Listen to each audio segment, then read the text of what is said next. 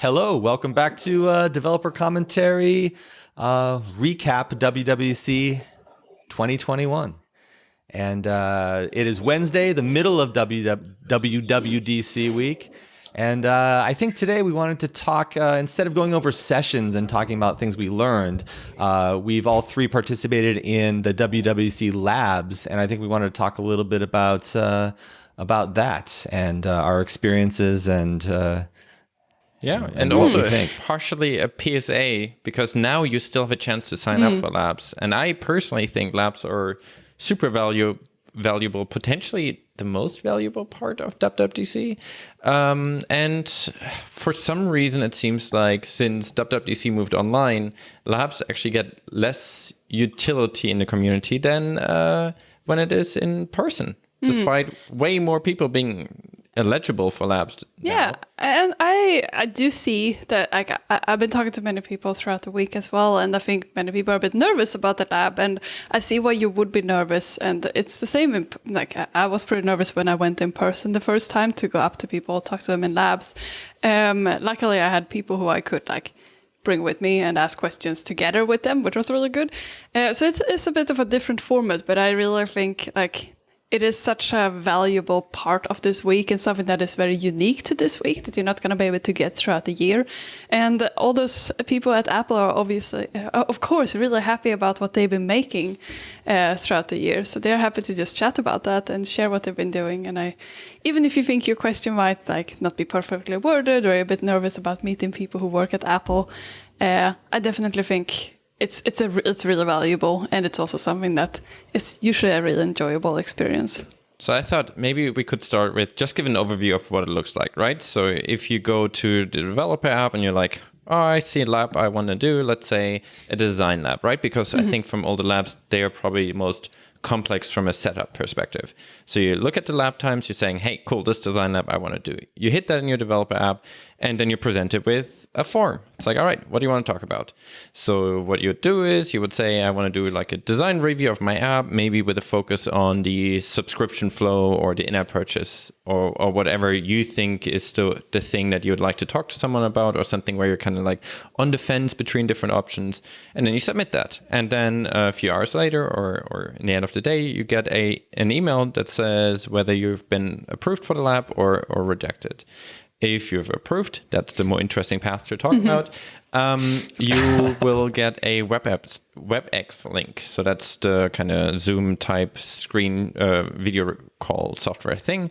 You hit that, and what happens is usually, I think in 100% labs that we've been to, you just sort of Zoom a WebEx call with cameras off. So there is all the cameras are off. Everyone's just showing as their initials on the screen. And usually the Apple people would introduce themselves, what they're doing, what kind of teams they're working on, and those kind of things. And that's kind of warming it up. And at that point, you just start talking about the things you want to talk about. And the good thing is that at that point, you already sort of told them a bit about your problem as well. So they hopefully know a bit about it. And also you can feel comfortable that whatever your question was, it was already approved. So it's an okay question to chat about. And I think that's really good. But also if you don't get an approval, I think there could be different reasons for that. But I think one, especially for the design lab, I think a reason is that they're probably pretty busy. But then there are many labs that aren't busy at all. I think that seem to not be filled up by the sound of it. So I think I still want to encourage people to try to apply for those. And it's I think about the rejection. It's important that people haven't done it before. I don't believe the rejection is ever because your question wasn't smart enough or, professional enough or anything like that. So if you feel a little intimidated, maybe you're newer to iOS development and you're afraid you're going to ask a dumb question, I don't think that's why. You're not going to get rejected for that. It's usually because they fill up, or I guess if you asked a question that just completely was unrelated to the topic, the lab topic, that they might let you know. But and then this is really, they're really open to any sort of question, and they really want to help you no matter what level you're at.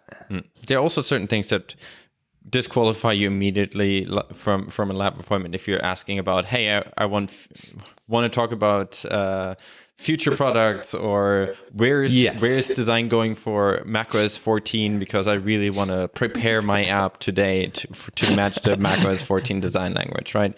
Can I get a quote from my blog article that I'm writing? That also probably. Yeah. So those kind of things, I mean, within reason, but it doesn't have to be that big of a problem as both of you mentioned. It, like for our design lab appointment, we literally said something to the extent of, we would like to get a general design review of our macOS app with a specific focus area. It doesn't have to say, look, I really struggle of how to show the subscription flow. It can really just be a design review with a focus, and then Apple picked the right designers to talk about those specific areas.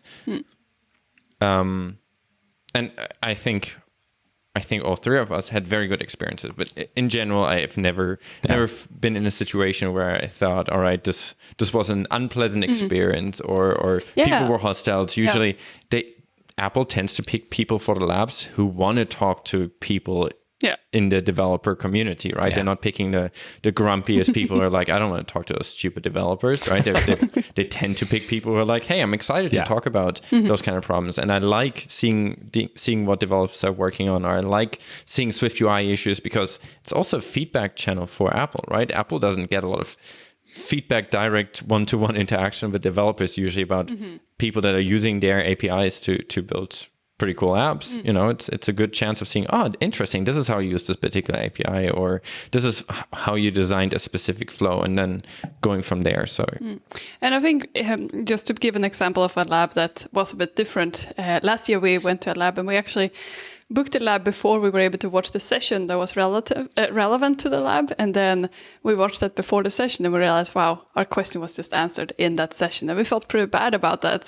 But like, we of course still showed up to a lab and we just explained the situation and we're like, hey, sorry, like, but just to confirm, this is what we should do, right? And the person like told us like, yeah, that's exactly the use case for it, and they were totally fine with that as well. And but also gave us additional information, right? Yeah. Because they knew what we were curious about, so they could actually talk about the API they implemented beyond the immediate kind of question we had, because they implemented it. They knew about more things than we thought of asking. Yeah.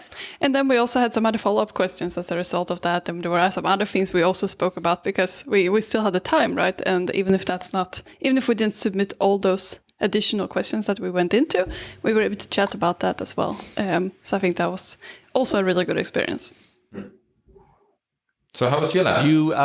What do you guys think about... We've now done it. This is the second year where we've done this online, where you have to kind of make an appointment. And I guess for the design labs, you always had to make an appointment. But I know you've also done the labs in person at WWDC. So far, how would you compare and contrast them? Which are the things you like better about each type of setup? What I like about the in-person one is that you can have those sort of impro type of discussions. You might be there for one question, but then you overhear someone else having a question, or a friend of yours or someone who you met at the conference has another question. Then you can join that as well. And they also have sort of group discussions in the labs, which I think you can't really get in the same way. I think that's what the loungers are trying to kind of replicate, and I think they're actually doing a pretty good job at that. I didn't ask any questions in those, but I definitely followed along. It's interesting questions and interesting answers. But I think the one good thing with or some good things with the online ones is that you can be pretty like, you will know how to word things, and you will know like what exactly you're asking, because there will be quite a short time for you to talk to the people at Apple. But the good thing is that you're really gonna be able to like use that time efficiently, because they are asking you for a question up front. And I think the good thing with that is that they probably have more time for a lot more people, and also people all over the world. And you don't have to stand in line. Yeah. I think 3 years ago, we had that often for like the most popular labs. You would stand in line for a good 30, 45 minutes before you even get to the person that would then take what kind of question you have to assign you to write. Although then they did, I think just a year before Yeah. the pandemic, they started having an online type of queuing system. So you just went there, said, hey, I'm interested in this lab. Then they signed you up for a list, and then they send you a notification, and you could just roam around, go to sessions.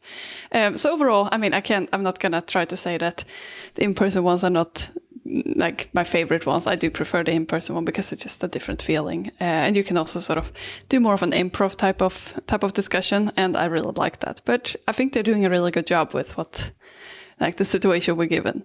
But also, the in-person labs have a different vibe because it's this usually very, very nice, spacious room with a lot of like nice tables everywhere. You can just pull out your MacBook or your phone, and you can just kind of go over like a specific code issue you're having on that computer, and you pass it over, and Apple engineer can look into certain things, and then you take it back and you're showing like a different part of your app. Those kind of things are just hard to simulate. So for our design lab, we did do a screen sharing session, but it's hard, right? Screen sharing means the designers couldn't play with the interactions as much, right? You can't really do like a scroll with your finger. It was all kind of simulator based, or you connect your phone to your computer and then use QuickTime to kind of have a screen to share.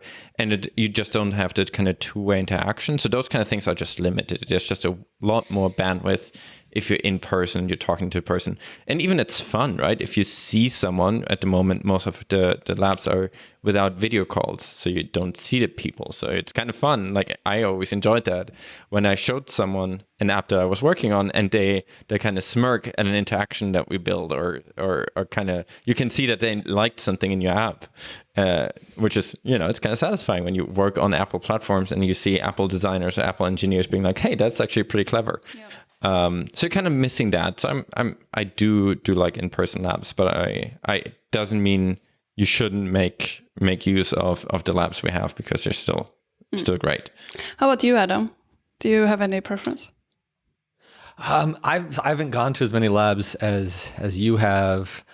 I think, I don't know. I didn't do labs. I've only done labs remotely this year, and it was fine. I one of the things I do like about the in-person ones, and is that you can also, especially if you're a little shy like me, is if you're presumably at WWDC, maybe you meet some people, make some friends, you can tag along with them if they have a question. Maybe you just want to learn more about whatever it is that you're interested, core Bluetooth, and they have a specific question they want to ask, and you can kind of just say, do you mind if I I'll stand in line with you, and you can sort of be a part of the conversation without feeling the pressure of it. Or if you go to WWDC with coworkers, other people on your team, you can kind of go with multiple people, and it's a little less intimidating. So I definitely enjoyed that. But my interaction today, I had my first lab. It was the commerce lab, and it was really nice. The person, Apple employee I talked to, really, really nice, helpful, and so. But I don't think they would have any problems with you like having someone else join you if you have teammates that you can go with, or even a friend who's also a developer, and you're comfortable sharing the question with them. I think you can bring them into the call. I would always ask, right? Just ask. I didn't know hey, that. are you happy if I have a friend joining? He was kind of trying to listen, or he would like to listen in. It's totally fine. I mean, maybe you have someone who's like, I don't feel comfortable with that, but then But by default, I there are not a lot of reasons why you wouldn't want to let a person join to kind of lurk and kind of listen and kind of see how it's going if they're feeling comfortable or whatever, right? I think I would totally allow an Adam to join us. Nice. Well, maybe that would be my new strategy, is just never attend any of my own. Do you recommend the design lab? I know is very, very popular. I don't know the answer to this. I've always gone when my app was essentially done and I had something I wanted to change or something I was thinking about changing. Do you have a sense for how early can you go into a design lab? How early in your development process can you go if you're halfway done with something? Basically, as long as you have something to show, do you think it's worth trying, or do you get the sense that it's? It depends on how visual you can describe something, how vividly you can describe something. We had one. We kind of gave an overview of our app where we are right now, but then we kind of said, all right, we set the scene, and then we thought, all right, this is where we're going, and this is what we think we would like to do in kind of the next month or two we didn't have any UI for that yet, but we kind of talked about where we would like to kind of go, and here are some of the ideas we have, and we kind of went back and forth of different options. It's just similar to when you have.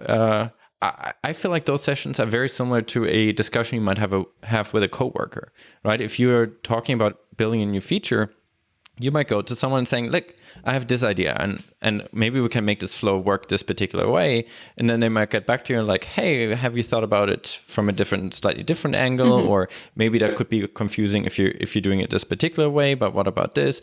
I kind of approach it more like that. It's as long as you have enough either through kind of setting the scene or through being able to show something, or even if you have a sketch or like some kind of prototype or some kind of Figma or a sketch file open that you can show, I think that's super valuable. But similar to when you talk to any other kind of designer in your life, as long as there's enough for you to start with, hopefully they're creative enough to fill in some of the blanks and then go off there. We should all be so lucky to have designers in our lives. All right. Cool. Okay. Great chatting with you too. Enjoy the rest of the week. Yeah. I think we will be back on Friday to talk about other things that we've seen between now and then, and maybe kind of an overall impressions sort of chat. A lot of Swift features that I can't wait to talk about. Yeah. Awesome.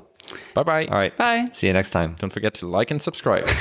And watch all of our other videos, because now we actually have 2 other ones. Oh, wow. Yeah. Watch both of them.